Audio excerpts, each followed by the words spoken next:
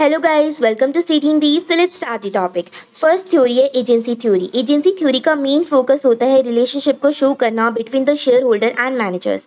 अब जो यहाँ पे जो थ्योरी होती है वो दो चीज़ों को शो करते हैं, एक प्रिंसिपल एंड एजेंट, इनके बीच में रिलेशनशिप। अब किसी भी कंपनी के अंदर जो प्रिंसिपल होते हैं वो शेयर होल्डर होते हैं उस कंपनी के, एंड जो एजेंट्स होते हैं वो मैनेजर्स होते हैं उस कंपनी के।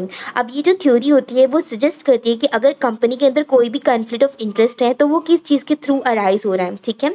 एंड ये जो थ्योरी है वो बताती है separation of ownership and control को शो करती है।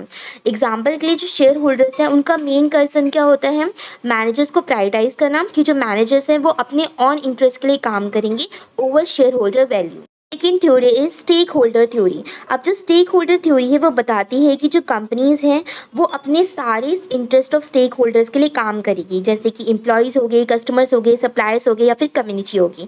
अब ये जो स्टेक होल्डर थ्योरी है उसका मेन फोकस होता है शेयर होल्डर्स की वेल्थ को मैक्सिमाइज करना एंड शेयर होल्डर के हित में कोई भी कंपनी का डिसीजन लेना। एग्जाम्पल के लिए एक जो कंपनी है उनका मेन मोटिव है प्रायोरिटाइज करना कि वो कैसे अपने एम्प्लॉयज़ की वेजेस को इंक्रीज़ करे या फिर फेयर वेजेस को मेंटेन करके रख सके एम्प्लॉयज़ के लिए।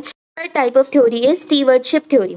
अब जो स्टीवर्डशिप थ्योरी होती है वो ये सजेस्ट करती है कि जो मैनेजर्स होते हैं उनको मोटिवेट करना चाहिए, ये जो मैनेजर्स हैं उनको बेस्ट इंटरेस्ट के लिए काम करना चाहिए कंपनी के लिए, यानी कि उनको अपना सेल्फ इंटरेस्ट को पीछे रखकर कंपनी का क्या ऑब्जेक्टिव है उसको अप्रोच करने के लिए, उसको अचीव करने के लिए मैनेजर्स को काम करना चाहिए कंपनी के लिए।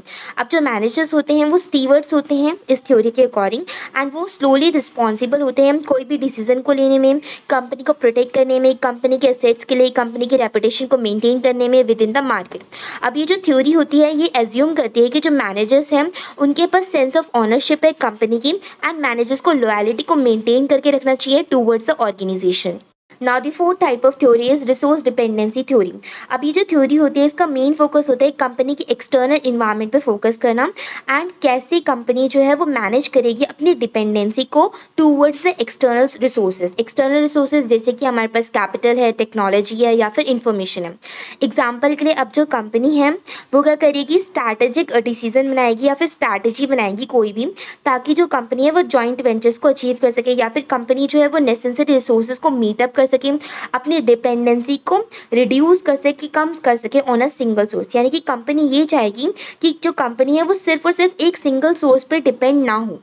और the fifth type of theory is institutional theory. अब ये जो थ्योरी होती है ये इस चीज़ को एग्जामिन करती हैं कि जैसे जो कंपनीज़ हैं वो कैसे कंफर्म कर रही हैं इंस्टीट्यूशनल नॉर्म्स को, रूल्स को, एक्सपेक्टेशंस को, वो कैसे कंफर्म कर रही हैं, ठीक है। अब ये जो कंपनीज़ हैं इसके लिए क्या करेंगी, सर्टन प्रैक्टिसेस को अडॉप्ट करेंगी, कुछ स्ट्रक्चर्स बनाएंगी ताकि वो लिटिगेसी को प्रमोट करके रख सकें, ठीक है, एंड एक्सेप्टेंस कर सकें शेयर होल्डर्स को, स्टेक होल्डर्स को, ठीक है।